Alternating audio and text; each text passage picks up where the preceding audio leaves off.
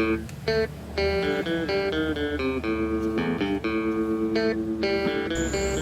guys! So, kumusta po kayo dyan? Meron po akong binago dun sa ni Sora. Matagal na kasi gusto ng work ko na merong pennyworth. Yung mga beta kasi madalas magpapahinga yan sa mga plants. Kasi meron siya magandang malaki na leaf.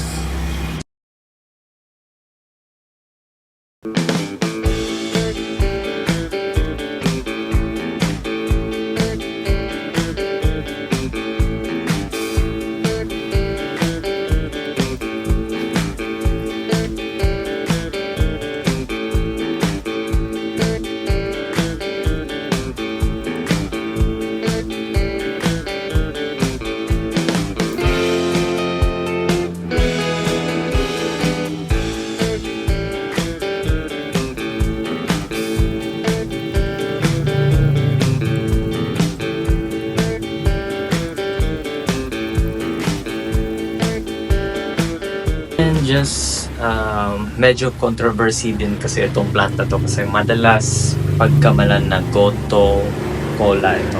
Yung goto cola kasi pwede siyang for medicine purposes. So hindi ako sure kung itong goto cola na ito at yung pennyworth ay iisa lang.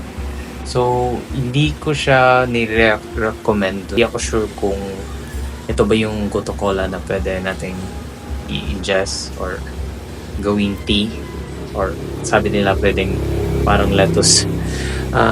So para safe lang sa side namin, hindi namin kinakain to kasi parang kung isi-search mo yun sa internet, magkakaiba yung goto cola at yung pennyworth. Pero yung nasa akin, sure ako na pennyworth ito.